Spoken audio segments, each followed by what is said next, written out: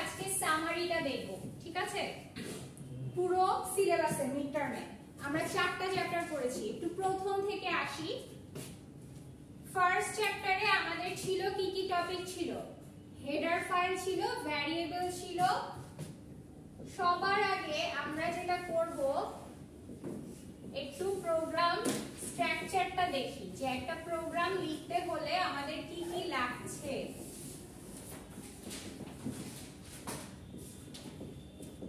Main function লাগছে, দেন এখানে আমার কোনো একটা ভ্যারিয়েবল লাগছে, ভ্যারিয়েবল ডিক্লারেশন,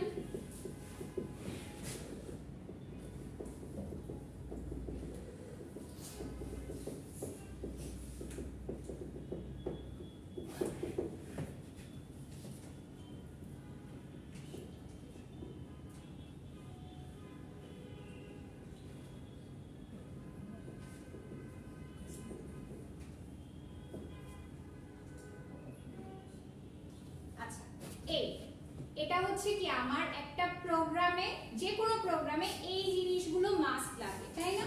আচ্ছা, কি কি থাকছে দেখো। এই যে এই জিনিসটা, এটাকে কি বলছি আমরা? হেডার। Header file. হেডার ফাইলটা কি? যেখানে ভালোভাবে খেয়াল করো, ঠিক আছে? দেখো এই জিনিসটা কি, তুমি সব প্রোগ্রামে দেখো না, এই লাইনটা, এই লাইনটা, এর ভিতরে কি থাকছে? কিছু ভ্যারিয়েবল থাকছে এবং স্ক্যানএফ প্রিন্টএফটা কিন্তু মাস্ট, তাই না? আচ্ছা, এখন দেখো এই স্ক্যানএফ আর প্রিন্টএফ গুলো কি? এগুলো কি একটা ফাংশন না? ফাংশন মানে কি? এই জিনিসটার একটা নির্দিষ্ট কার্যাবলী আছে, মানে একটা স্পেসিফিক টাস্ক ও কমপ্লিট করে। ও কি করে? একটা স্পেসিফিক টাস্ক কমপ্লিট করে। এখন সেই স্পেসিফিক টাস্কটা কি এটাও তোমার কি বলে দিতে হয় না, বুঝাই দিতে হয়। তো এই স্পেসিফিক টাস্ক বলতে ধরো যে তোমার একটা কি, একটা নির্দিষ্ট বৈশিষ্ট্য আছে না, তোমার একটা ইউনিক ফিচার থাকতে পারে। ওই ইউনিক ফিচারে, এই স্ক্যানএফ এর ইউনিক ফিচারটা কি? ও ইনপুট নিতে পারে, তাই না? ইউজারের থেকে ইনস্ট্রাকশনও নিতে পারে, গ্রহণ করতে পারে। তো এই ইনস্ট্রাকশনটা যে গ্রহণ করতে পারে, এটাও আমার কি কম্পিউটারকে বলে দিতে হয় না, বুঝতে হয়। তো এই ফাংশনটার কি কাজ? ওর যে ইউনিক একটা কাজ আছে, এটা কোথায় বলা আছে? এটা এই ফাইলের মধ্যে বলা আছে, ঠিক আছে? আচ্ছা, আর এটার কাজ কি? ও হচ্ছে তোমার ভ্যালুটাকে স্ক্রিনে দেখাতে পারে, প্রিন্টএফ। এটাও কোথায় বলা আছে? এই হেডারের মধ্যে বলা আছে। আচ্ছা, এই হেডার ফাইলটা তাহলে কি হলো? হেডার ফাইলটা হচ্ছে এমন একটা ফাইল বা এমন একটা ডিরেক্টরি বা এমন একটা ফোল্ডার বলতে পারি, যেই ফোল্ডারের মধ্যে ইনপুট এবং আউটপুটের জন্য সকল ফাংশন, খেয়াল করো, সকল ফাংশন এবং সকল কিওয়ার্ডের বর্ণনা হোল্ড করে, ঠিক আছে? ক্লিয়ার? বুঝতে পারছি হেডার ফাইল কি? হেডার ফাইলের মধ্যে কি থাকে? কোনো একটা নির্দিষ্ট ফাংশন বা কিওয়ার্ডের বর্ণনা উল্লেখ করা থাকে। ওকে? এন্ড এই হেডার ফাইলগুলোকে এই জন্য আমরা কি করি? এই ইনক্লুড কথাটা দিয়ে, দেখো ইনক্লুড মানে কি? সংযুক্ত করা, তাই না? যুক্ত করো। তাহলে যুক্ত করবে কাকে? এই স্ট্যান্ডার্ড। স্ট্যান্ডার্ড মানে এই ইনপুট আর আউটপুটের কি একটা স্ট্যান্ডার্ডাইজেশন করা হয়েছে, যেটা এই এক্সটেনশন দিয়ে আমি এখানে ইনক্লুড করলাম, ঠিক আছে? এটার অর্থ হচ্ছে এটা, বুঝতে পারছি?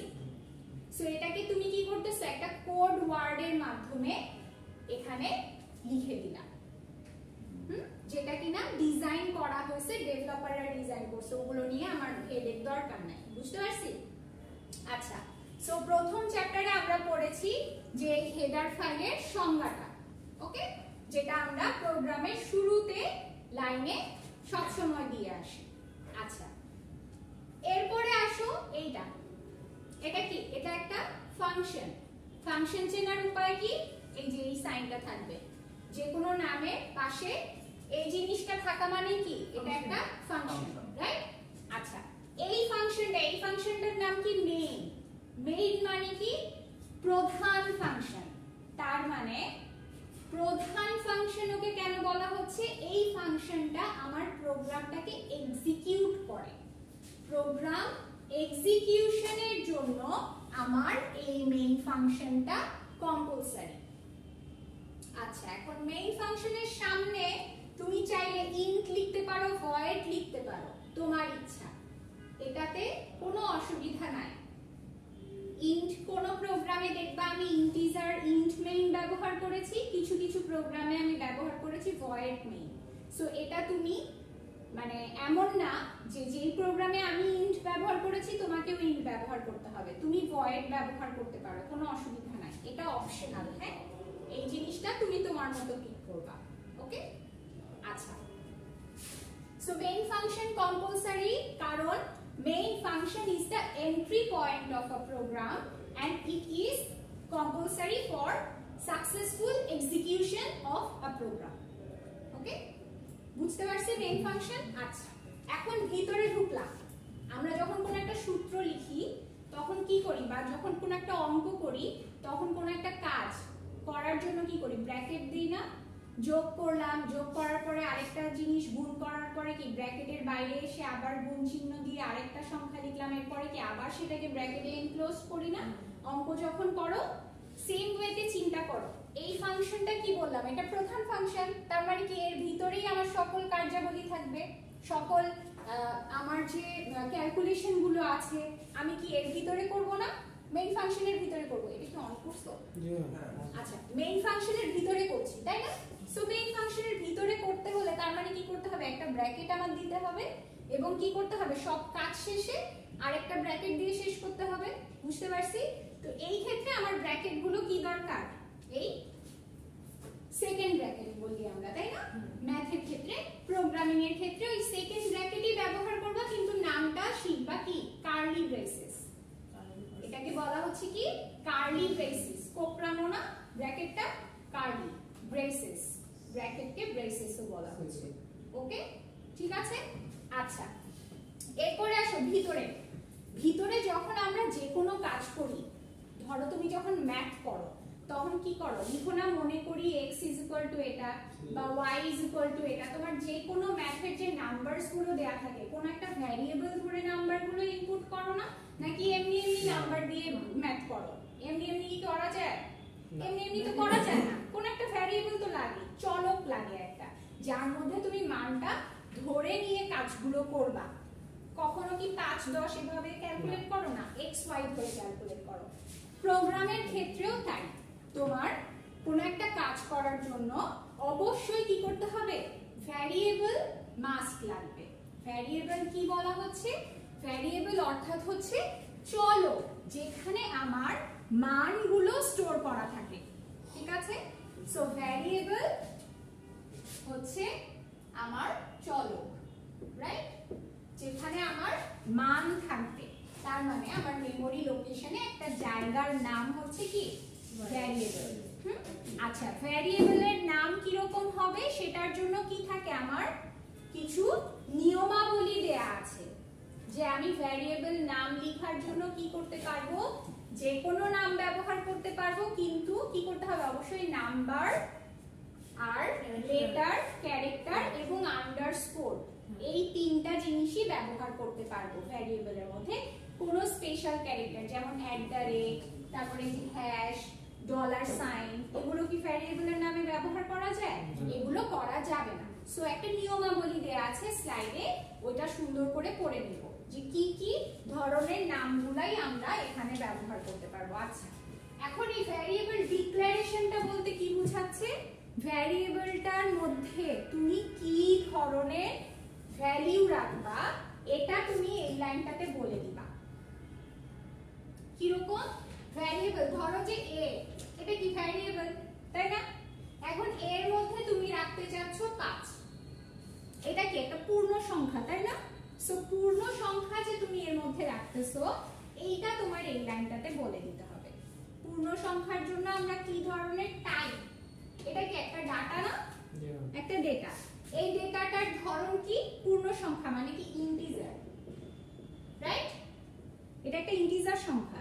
সো এটা যে একটা ইন্টিজার সংখ্যা, তার মানে ইন্টিজার a, ইন্টিজার যে a, এটা তোমার এই লাইনটাতে বলে দিতে হবে। এটাকে বলা হচ্ছে কি ডিক্লারেশন, বর্ণনা করলাম যে ভ্যারিয়েবলটা আসলে কি কি টাইপের ভ্যারিয়েবল, তাহলে এখানে int a, এই ইন্টিজার বর্ণনার জন্য কিওয়ার্ড, এটা কি কোড ওয়ার্ড, তাই না? পুরো নামটা না লিখে আমরা কি লিখি, int লিখি, বুঝতে পারছি?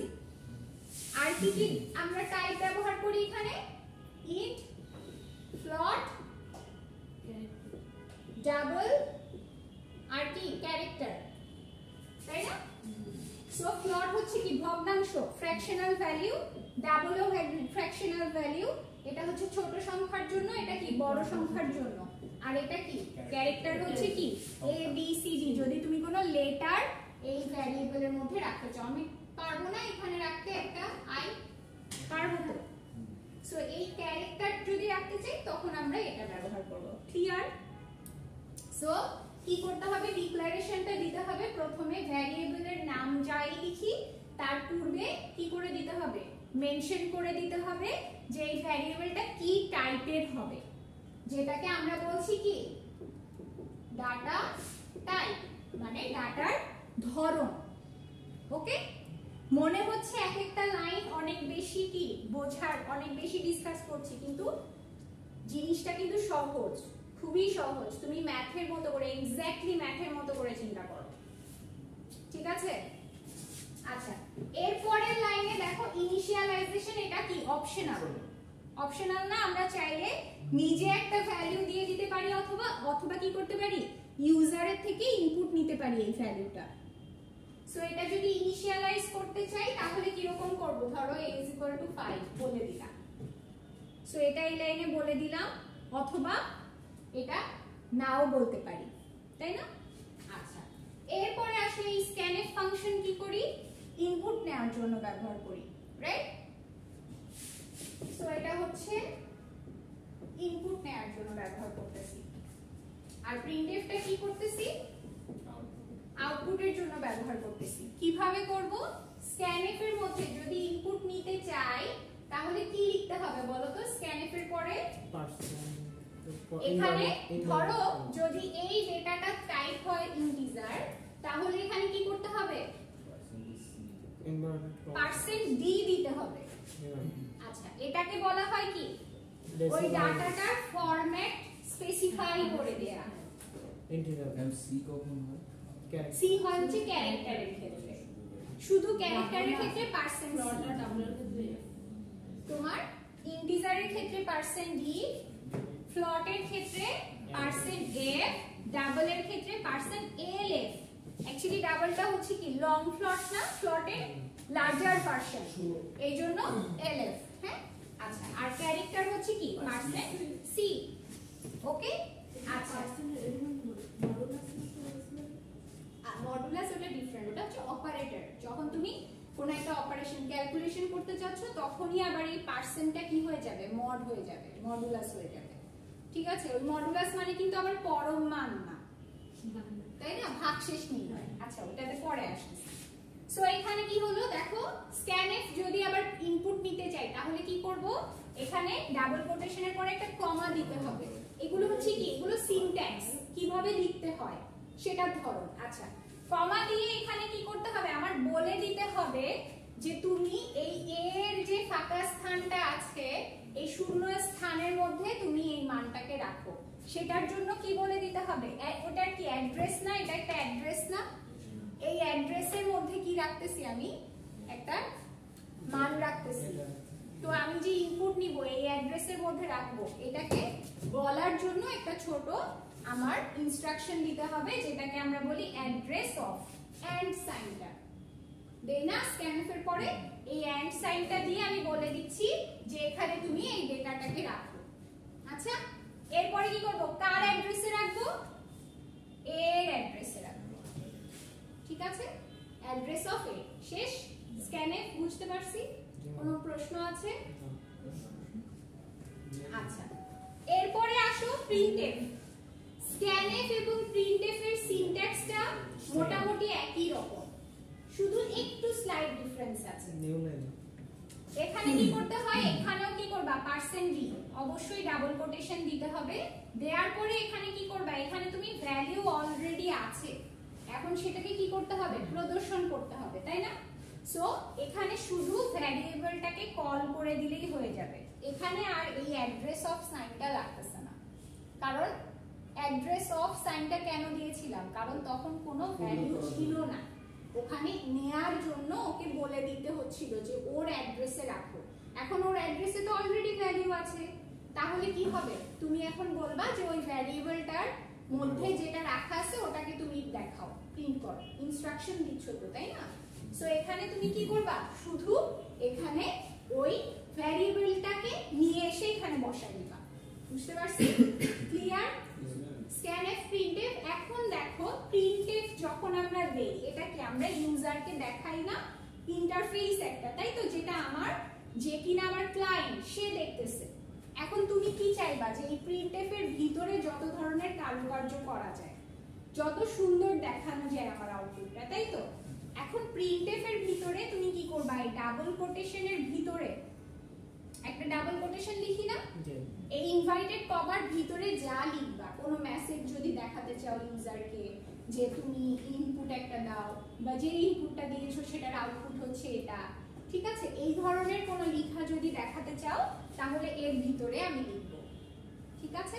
আচ্ছা, এখন এই লেখাটার মাঝখানে ধরো তুমি এই ধরনের আছে না যে you have enter this value, তার মানে কি তোমার সংখ্যাটা দেখাচ্ছে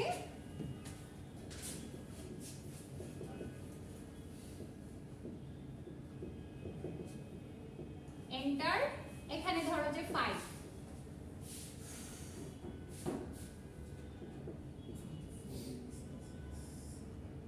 আচ্ছা ঠিক আছে, এই ধরনের একটা কিছু দেখাতে যাচ্ছ, মানে কি এটা দেখো ইন বিটুইন আছে না, লেখার মাঝে একটা সংখ্যা দেখাতে যাচ্ছ, তখন কি করবা? আচ্ছা, তখন তুমি লিখবা, তুমি সিম্পলি এখানে লিখলা, এখানে যা লিখতেছো তাই তো প্রিন্ট হবে, ইউ হ্যাভ এন্টার। এখন দেখো এন্টার্ড এর পরে কিন্তু কি হচ্ছে, কাকে প্রিন্ট দিচ্ছ, ভ্যালুটাকে নিয়ে আসতেছো, তাহলে এন্টার্ড এর পরে তোমার এখানে ফরম্যাট স্পেসিফাইডটা দিতে হবে, যেই জায়গায় তুমি ভ্যালুটাকে প্রদর্শন করতে যাচ্ছ এক্স্যাক্টলি সেই জায়গায় তুমি কি করবা, ওই ফরম্যাট স্পেসিফায়ারটা নিয়ে আসবা, সেটা %d হতে পারে, তোমার ডেটা টাইপের উপর ডিপেন্ড করে %f হতে পারে, %c হতে পারে, বুঝতে পারছো? নিয়ে এসে এরপরে আবার যদি কিছু লিখতে চাও সেটা লিখে দিলা। আচ্ছা, দেওয়ার পরে কি করবা, অবশ্যই তোমার ইনভাইটেডটা শেষ করবা, কমাটা শেষ করে একটা কমা দিবা, কমা দিয়ে কাকে কল করবা, এটার ভ্যারিয়েবলটাকে, ঠিক আছে? ডান, বুঝতে পারছি? ক্লিয়ার? সো scanf এবং printf কি ইনপুট আউটপুট প্রথম চ্যাপ্টারে ছিল, আমার ফার্স্ট চ্যাপ্টারে এইটুকুনি ছিল, তাই না, যে ভ্যারিয়েবল কি, ডাটা টাইপ কি, তোমার কত ধরনের ডাটা টাইপ আছে, এগুলাই তো, বুঝতে পারছি? আচ্ছা, এখন এর মাঝখানে কি আমি চাইলে অনেক ধরনের ক্যালকুলেশন করতে পারি, তাই না, ইউজারের থেকে এ বি নিয়ে যোগ বিয়োগ গুণ ভাগ করতে পারি, তাই তো? সেটা কোথায় যাব, সেকেন্ড চ্যাপ্টারে অপারেটর, যখন আমরা এই বিভিন্ন ধরনের সাইন নিয়ে কাজ করতেছি। এত দীর্ঘশ্বাস কি অনেক বেশি ক্রিটিক্যাল হয়ে গেল? ঠিক আছে, প্রথম চ্যাপ্টারে কোনো প্রশ্ন আছে? আচ্ছা, এখন আসো সেকেন্ড চ্যাপ্টারে, তুমি যখন অপারেটর নিয়ে কাজ করতেছো এখানেও কি ইনপুট ভেরিয়েবল ডিক্লেয়ারের মধ্যে যদি আমি আই আর একটা ইন্টিজার আর একটা ফ্লোট যদি একসাথে ক্যারেক্টার একসাথে ইউজ করি, তখন নিচে আমার কমান্ড কি হবে, স্ক্যানফ পার্সেন্টেজটা কি হবে?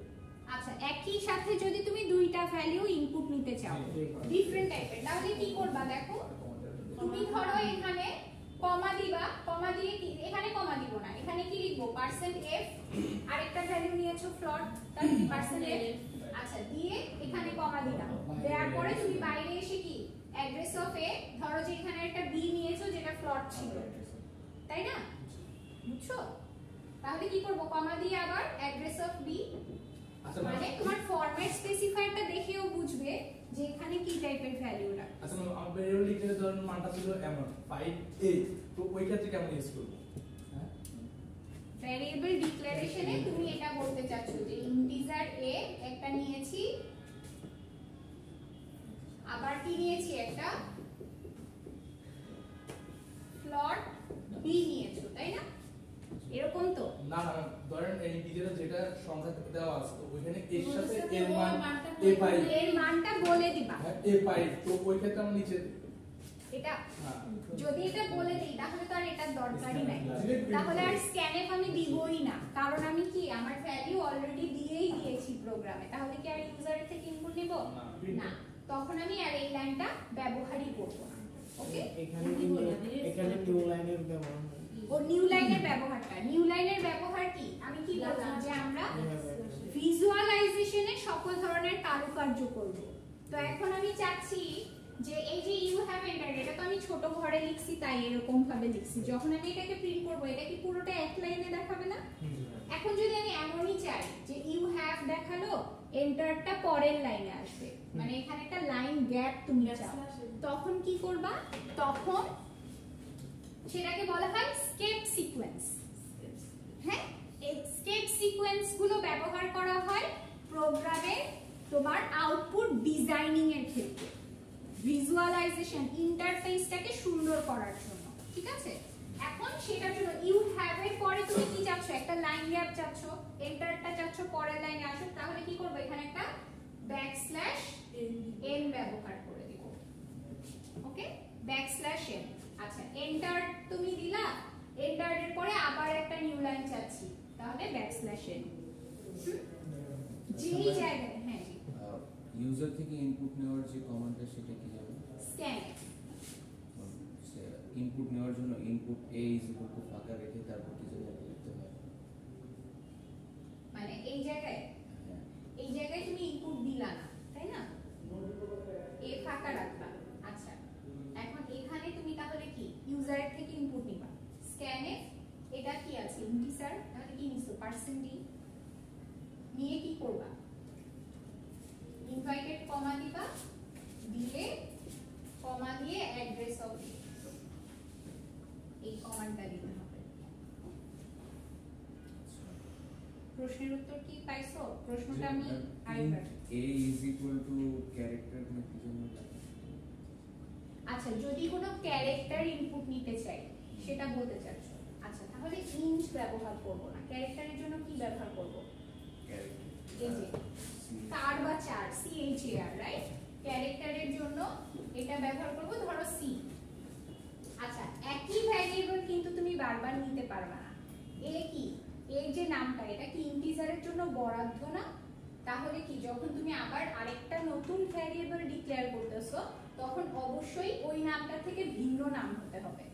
সি হতে পারে বা তুমি ক্যারেক্টার দিতে পারো, অন্য নাম দিবা। আচ্ছা, এখন তুমি চাচ্ছো যে এখানে যদি আমি ইকুয়াল টু দিয়ে কোনো একটা ক্যারেক্টার ইনপুট নিই, এখানে আবার তুমি চাইলে এ ইনপুট নিতে পারবা, কিন্তু ক্যারেক্টার ইনপুট নেওয়ার জন্য কি করতে হবে?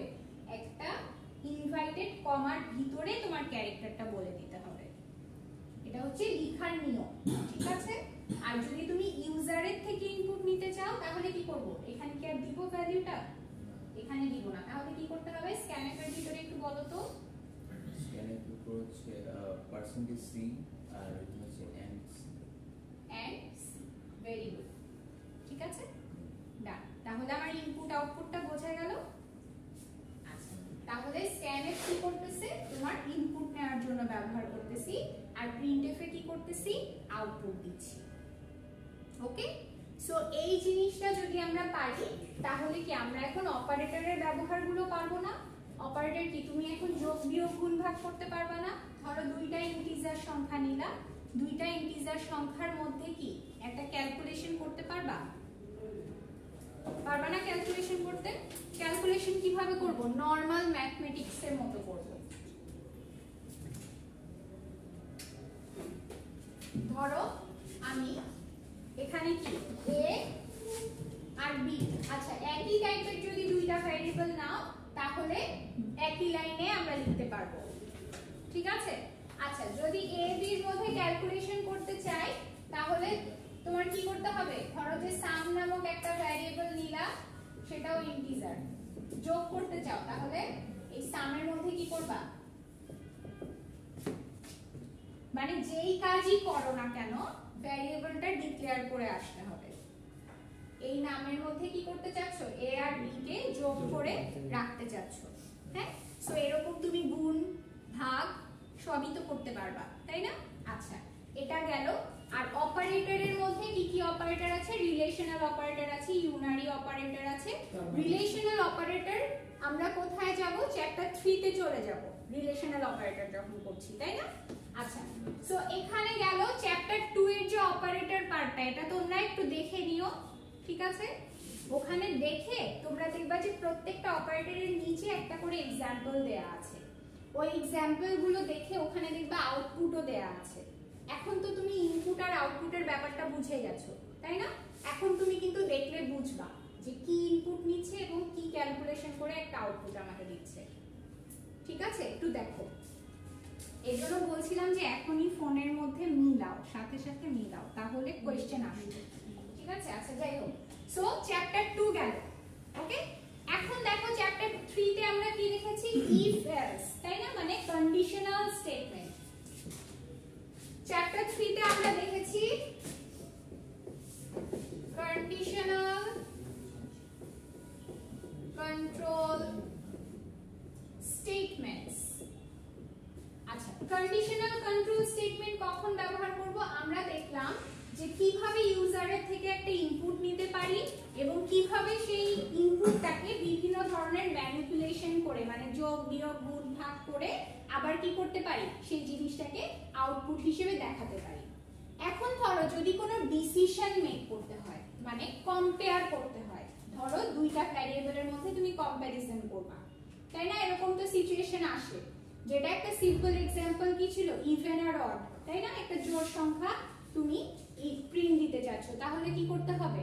তোমার জোড় সংখ্যার জন্য কি করতে হয়? একটা শর্ত দিতে হয় না? একটা কন্ডিশন অ্যাপ্লাই করতে হয়। সো যখন আমি কন্ডিশন অ্যাপ্লাই করতে চাইবো তখন কি আমার কন্ডিশনাল কন্ট্রোল স্টেটমেন্ট চলে আসতেছে। আচ্ছা কন্ডিশনাল কন্ট্রোল স্টেটমেন্টটা কয় ধরনের আছে? 3 ধরনের। কি কি? একটা হচ্ছে ইফ, ইফ এর মধ্যে অনেকগুলো ভাগ আছে। একটা হচ্ছে কি? Operator, conditional operator.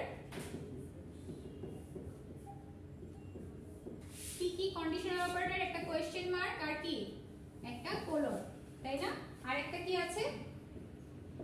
Switch, switch case, তাই তো? এই তিনটা জিনিস দিয়ে আমি কি করতে পারি? কন্ডিশনাল কন্ট্রোল, মানে একটা স্টেটমেন্টকে তুমি কন্ট্রোল করতে পারো, তাই না?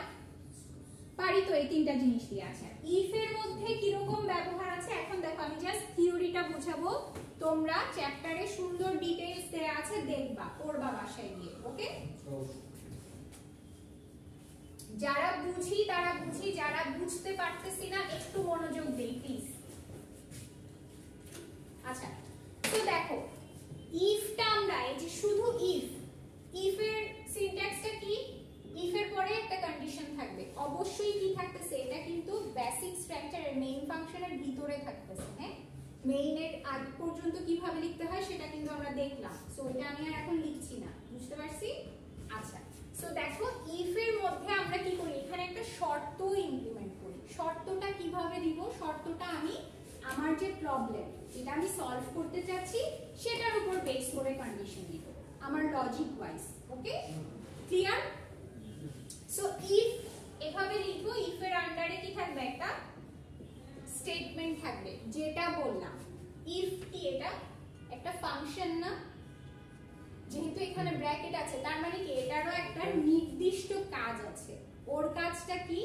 ও হচ্ছে কোনো একটা শর্ত সত্য নাকি মিথ্যা এটা যাচাই করে, ওকে? তোমাকে একটা বুলিয়ান ডেটা রিটার্ন করবে, কি রকম? ট্রু অর ফলস, ঠিক আছে? যে তুমি যে কন্ডিশনটা দিচ্ছ এই কন্ডিশনটা কি সত্য নাকি মিথ্যা, এই রিটার্নটা তোমাকে বলে দিবে, ওকে? আচ্ছা এখন তুমি চাচ্ছ যে এই কন্ডিশনটা যদি সত্য হয়, যদি সত্য হয় তাহলে কি হবে? ওর আন্ডারে তুমি আবার কিছু ক্যালকুলেশন করতে চাও, তাহলে অবশ্যই কি করবা? আগের মতো ব্র্যাকেট ইউজ করবা না? ব্র্যাকেট ইউজ করে তো এর আন্ডারে ধরো যে এর মধ্যেই তুমি কি করতে চাচ্ছ? কোন একটা প্রিন্টএফ ইউজ করতে চাচ্ছ বা কোন একটা স্ক্যানএফ ইউজ করতে চাচ্ছ, ঠিক আছে? যে যদি এখানে একটা কন্ডিশন দিয়ে দিলা, ধরো a is greater than b, হ্যাঁ? যে a যদি b এর থেকে বড় হয় তাহলে আমি একটা ইনপুট নিব ইউজারের থেকে। ইনপুট নিয়ে ধরো যে একটা কিছু আউটপুট দেখাবো, ঠিক আছে? এই ধরনের যখন ডিসিশন আসতেছে তখন তুমি এই ইফটা ব্যবহার করতেছো। আচ্ছা, ইফের মধ্যে আবার অনেকগুলো ধরন ছিল, তাই না? সিম্পল ইফটা কখন ব্যবহার করব? এটা কি, এটা একটা সিম্পল ইফ না? আচ্ছা, এই ইফটা কখন ব্যবহার করব? যখন আমার কোনো একটা সিদ্ধান্ত গ্রহণ করার জন্য শুধু সত্যিটাই জানতে হবে, মানে এই কন্ডিশনটা ট্রু হলে কি হবে সেটাই আমার দরকার, এই কন্ডিশন ফলস হলে কি হবে সেটা আমার দরকার নাই, মানে সেটা আমার জানার দরকার নাই, আননেসেসারি, ঠিক আছে? এই ধরনের প্রবলেম সলভিং এর জন্য আমরা কি করব? এই সিম্পল ইফটা ব্যবহার করব। যখন ধরি 10 একটা নাম্বার, ওইটা 15 থেকে ছোট, তো ওইটা আমি যখন ইফ দিয়ে ওইটা দেখাই দিলাম যে এটা 15 থেকে ছোট যায়, আমরা মোটামুটি আমরা দেখালাম, দেখানোর পরে আমরা পরবর্তী লাইনে যদি আবার ইউজ করি যে ওইটা যদি ইফের ভিতরে না থাকে, printf the I am not in if, তো ওইটা কিভাবে ইউজ হবে না? তো ওইটা তো সত্য মিথ্যা কন্ডিশনের এরকম এটাই যদি চলে আসছে না, I am not if. Yes ma'am. আচ্ছা, এই প্রোগ্রামটা যখন আমি রান করব, ধরেন এখানে কি থাকতেছে, a এর ভ্যালু 10, সরি a এর ভ্যালু দিলাম আমি 15, b এর ভ্যালু দিলাম আমি 10, তাই না? তাহলে কি এই কন্ডিশনটা আমার ট্রু? ইফ এর ভিতরে ঢুকবে, তাই না? ইফ এর ভিতরে ঢুকবে। আচ্ছা, ইফটা কাজ করবে, তাহলে আমি জেনারেল নলেজে আপনি যেটা বলছেন যে এই জিনিসটা তাহলে কি রান করার কথা? কথা না, কিন্তু এখানে কিন্তু আপনি এলস ব্যবহার করেন না, এখানে আপনি সিম্পল ইফ ব্যবহার করেছেন, এবং এই জিনিসটা কোথায় আছে? ইফের বাইরে আছে না? এই ইফটা সত্য হলেও এই জিনিসটা রান করবে, এই স্টেটমেন্টটা রান করবে, পরের লাইনে কারণ এটা কোথায় আছে? এটা আপনার প্রোগ্রামের মেইন ফাংশনের ভিতরে আছে ঠিকই, কিন্তু এটা ইফের সাথে সম্পর্কিত না। এই ধরনের প্রবলেমে আমরা এই ইফটা ব্যবহার করব, মানে এখানে মিথ্যা হলে কি হবে সেটা জানারই আপনার দরকার নাই। এরকম एग्जांपल দেওয়া আছে স্লাইডে, এজন্য কনফিউজ হয়ে গেছি, কেন দিলাম? ওইখানে কি আছে? এলস নাই, এটা তো সিম্পল ইফ, কারণ ওখানে এলস এর দরকার নাই, আমার যেখানে এলস এর প্রয়োজন নাই সেখানে আমি এলস ব্যবহার করব না। এই ধরনের এটা আপনাকে বলা হয়েছে যে এভাবেও ইফ ব্যবহার করতে পারবেন। আচ্ছা, এটা একটা ইফ আছে, তাই না? আরেকটা কি আছে? If else, right? তাই তো? এখন ধরেন যে আপনি চাচ্ছেন যে এই কন্ডিশনটা যদি ট্রু না হয় তাহলেও আমি একটা কিছু দেখাতে চাই, বা তাহলেও আমি অন্য কোনো একটা কাজ করতে চাই, অন্য কোনো একটা ফাংশন আমার থাকবে, বুঝতে পারছি? তখন আমি এখানে কি ব্যবহার করব? এলস ব্যবহার করব, যে এটা যদি না হয় তাহলে এটা প্রিন্ট করবে, কিন্তু এটা হলে আর প্রিন্ট করবে না, ঠিক আছে? তখন আমি ব্যবহার করতেছি এলস, বুঝতে পারছি? আচ্ছা, এরপরে আরেকটা কি ছিল? এটা গেল ইফ এলস। এরপরে আসেন কি? If else ladder. If else ladder. Ma'am, আমার একটা প্রশ্ন ছিল। জি, ম্যাম, শুধু ইফ ব্যবহারের ক্ষেত্রে যদি ইফের কন্ডিশনের বাইরে কোনো তথ্য ইনপুট করা হয় তখন আউটপুট কি এরর দেখাবে না? না, কোনো এরর দেখাবে না, ওইটাও রান করবে। মানে এই স্টেটমেন্টটা কি ইফের বাইরে না, কিন্তু এখানে তো আপনার কোনো এরর নাই, এরর আসবে না, এটাও তখন শো করবে। মানে এই জিনিসটা তো এখানে আপনাকে একটা एग्जांपल দিয়েছে, এই জিনিসটা আপনার দরকার, এরকম কোন একটা প্রোগ্রাম আপনি লিখলেন পরে, বুঝতে পারছি? আচ্ছা, তাহলে দেখেন ইফ গেল, ইফ এলস গেল, এখন আসেন ইফ এলস ল্যাডার। মানে কি? এখন একটা সিঁড়ি বানাবো আমরা, যে একটা সিঁড়ি চেক করে আরেকটা সিঁড়িতে যাব, আরেকটা সিঁড়ি চেক করে আরেকটা সিঁড়িতে যাব, সিঁড়ির মতো কাজ করতেছে, তাই না? সিঁড়ির সাথে কম্পেয়ার করেন, ল্যাডার, মইয়ে চড়বো আমরা, ঠিক আছে? কিরকম হবে তখন? সিনট্যাক্সটা কি? ইফ একটা কন্ডিশন দিলাম, ইফ এর আন্ডারে কিছু স্টেটমেন্ট থাকলো, এখন এই কন্ডিশন আপনি চাচ্ছেন এই কন্ডিশনটা যদি ফলস হয় তাহলে আমি অন্য আরো একটা কন্ডিশন চেক করতেছি, এই ধরনের কোনো প্রবলেম থাকলো, তাহলে কি ব্যবহার করব? এলস ইফ, এটা না হলে এটা, ঠিক আছে?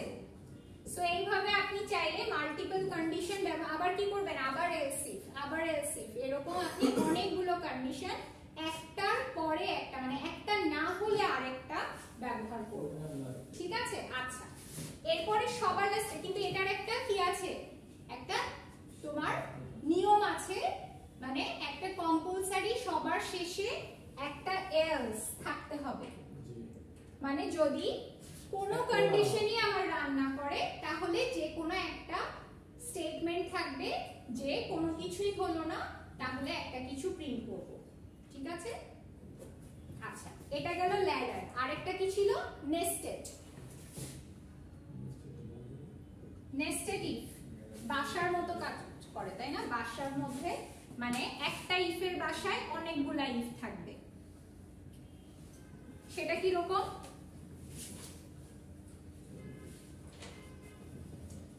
আমি শুধু সিনট্যাক্স গুলো বোঝাচ্ছি এখন ঠিক আছে তার মানে কি থাকতেছে একটা ইফের আন্ডারে আরো অনেকগুলো ইফ তার মানে এই কন্ডিশনটা যদি ট্রু হয় ইফ ট্রু হলে আবার ভিতরে আরেকটা ইফ থাকবে আবার এখানে কি থাকতে পারে এলসও থাকতে পারে রাইট ঠিক আছে এটাকে বলা হচ্ছে নেস্টেড আমাদের ওই যে অ্যাসাইনমেন্টটা দিছিলেন ওইখানে লাস্টে ওই যে জিরোর যে ম্যাটারটা ছিল লাস্ট আপনারা ডাকছিলাম ওই জন্যই যে লাস্টে ও করছিল মানে চ্যাটজিপিটি থেকে নিছিল ওইখানে কোনো এলস এর ব্যবহার ছিল না কোথায় এলস সেটা কি ল্যাডারে ছিল না নাকি শুধু ইফে ছিল না নেস্টেড ইফে না ম্যাম ল্যাডারে ছিল না এলস ইফের পরে একটা এলস তো রাখতে হয় না হলে আমার কোডটা অ্যাম্বিগুয়াস একটা সিচুয়েশন ক্রিয়েট হয় যে কোনো কন্ডিশন মানে আইডিয়াল কোড হয় না হ্যাঁ ওই যে 0 0 দিলে কি হবে এটা জিজ্ঞাসা করছিলেন তো আপনার ওইখানে 0 0 এর জন্য আলাদা কন্ডিশন ইউজ করছে তো তখন তো আর এলস লাগে না এলস এর দরকার হয় না লাস্টে কোনো এলস ইউজ করে না আচ্ছা এই ক্ষেত্রে না সেটা ঠিক আছে আপনার কোড রান করতেছে বাট জিনিসটা তো আইডিয়াল হলো না সেইটা মানে কোনো আপনার প্রবাবিলিটি চিন্তা করতে হবে যে কোনো শর্তই যদি আমার রান না করে তাহলে কি হবে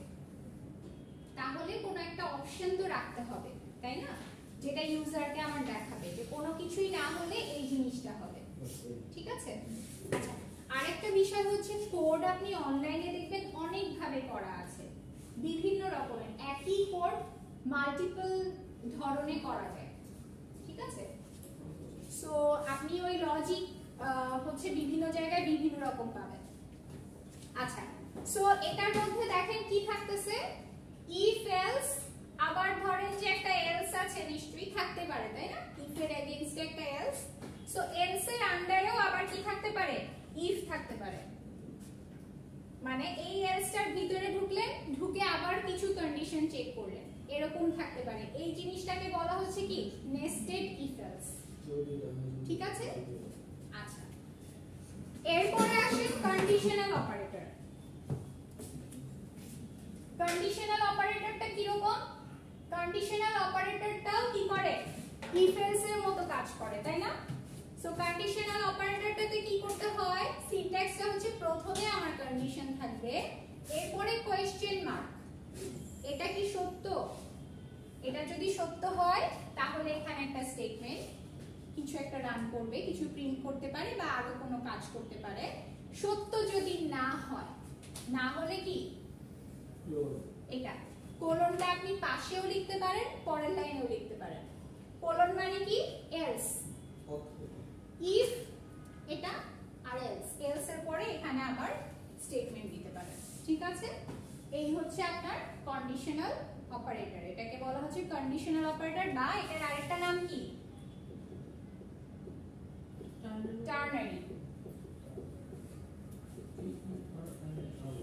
আচ্ছা টার্নারি মানে কি টার্নারি কেন এটার নাম কারণ ও তিনটা অপারেন্ট নিয়ে কাজ করতেছে অপারেন্ট গুলো কি কি এটা একটা অপারেন্ট এটা একটা অপারেন্ট এটা একটা অপারেন্ট তাই না নরমালি কি হয় যে কোনো অপারেটর দুইটা অপারেন্ট নিয়ে কাজ করে তাই না অপারেন্ট মানে বুঝতেছি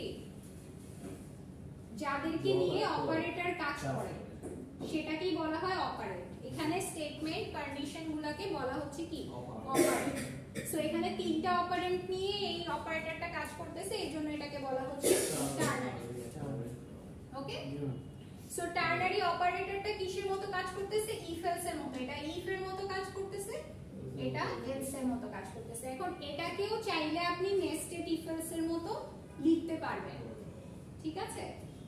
আচ্ছা, এরপরে আসেন সুইচ।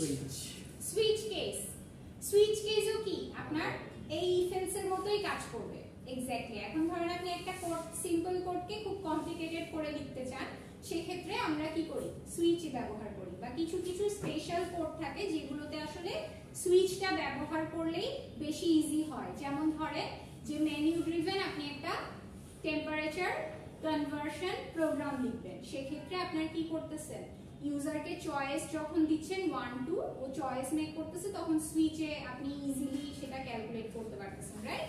আচ্ছা, সুইচের ক্ষেত্রে কি কি আমার কিওয়ার্ড লাগবে? সুইচ, কেস, ব্রেক, আর কি ডিফল্ট, তাই না? আচ্ছা, সো সুইচের সিনট্যাক্সটা কি রকম?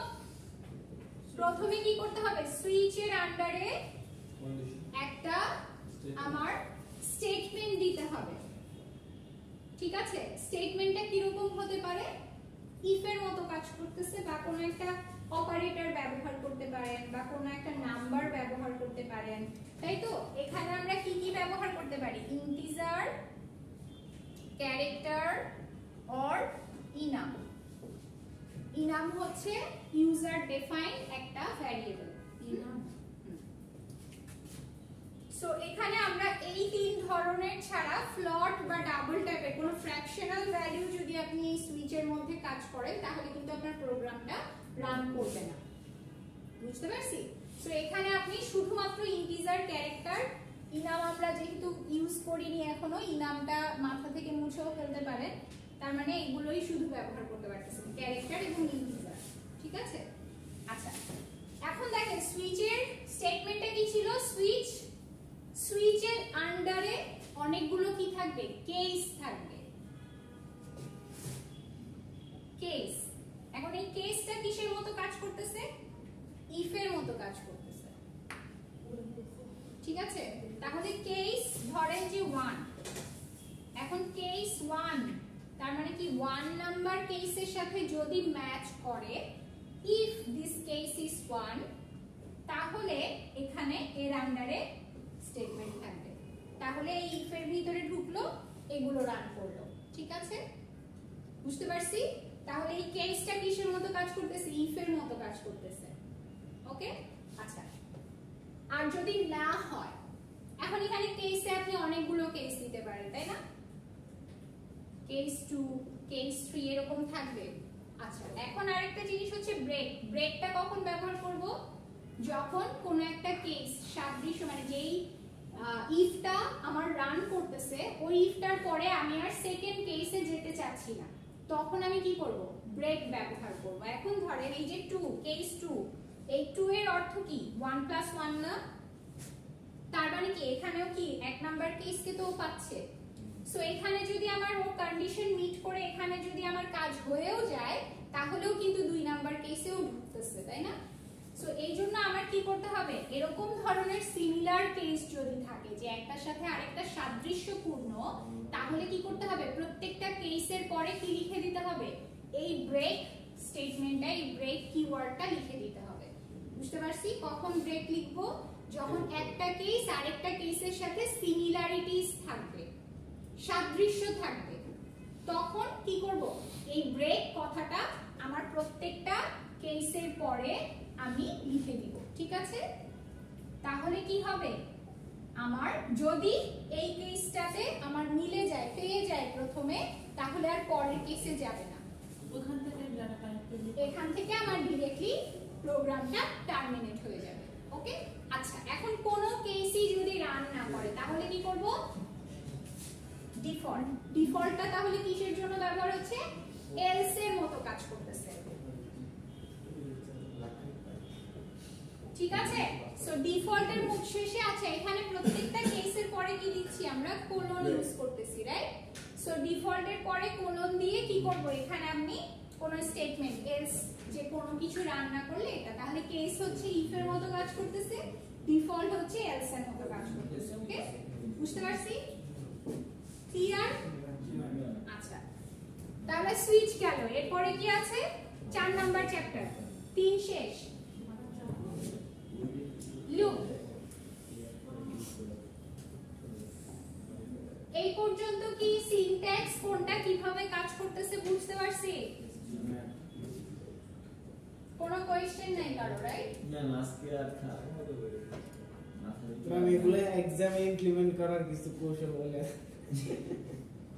আচ্ছা, সো এই গেল। আর লুপটা কি? যখন আমরা রিপিটেডলি কোনো একটা কাজ করি, তাই তো? লুপ কি কয় ধরনের আছে? লুপটা মনে হয় আপনারা কি বুঝছেন না? লুপ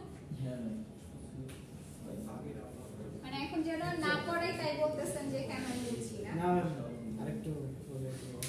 আচ্ছা, লুপটা আমরা আগামী কালকে আরেকটু ছোট্ট মানে যে সিনট্যাক্সটা রিপিট করে ল্যাব করব, ঠিক আছে? আচ্ছা, আগামী কালকে আমাদের একটা ল্যাব এক্সাম হবে, ঠিক আছে? সো আগামী কালকে 2টার সময় আমি আপনাদেরকে কিছু ল্যাব টাস্ক দিব। আপনাদের ট্রিপল ই ডিপার্টমেন্টের সাথে যায় এমন সিনারিওই আমি আপনাদেরকে দিব। লেটস সে একটা ভোল্টেজ ড্রপ ক্যালকুলেটর আপনি ডিজাইন করবেন। কথার কথা যে ভোল্টেজ কিভাবে ড্রপ করতেছে সেটার জন্য একটা ক্যালকুলেটর ডিজাইন করতে হবে। সো এগুলো আপনাদের পারা উচিত, রাইট? সো ট্রিপল ইর সাথে আমাদের কিভাবে ইন্টিগ্রেট করা যায় এইরকম আমি কিছু প্রবলেম নিয়ে আসবো আগামী কালকে, এন্ড সেইটা আপনারা সলভ করবেন। এরকম 2টা প্রবলেম থাকবে, 2টা প্রবলেম সলভ করতে হবে, সেটা আপনাদের ল্যাব পারফরম্যান্স হিসেবে কাউন্ট হবে এবং ফাইনালের যে ল্যাব এক্সাম আছে সেটার সাথে এই মার্কটা অ্যাড হবে। ওকে, সো ঠিক 2টায় আমরা শুরু করব। 2টা থেকে 2:30 এই আধা ঘন্টা আমি আপনাদেরকে লুপটা একটু বুঝাবো। এরপরে আপনাদেরকে প্রবলেম সলভ করতে দিব। আপনারা 1.5 ঘন্টা টাইম পাবেন। 1.5 ঘন্টা না, 2 ঘন্টা টাইম পাচ্ছেন, তাই না?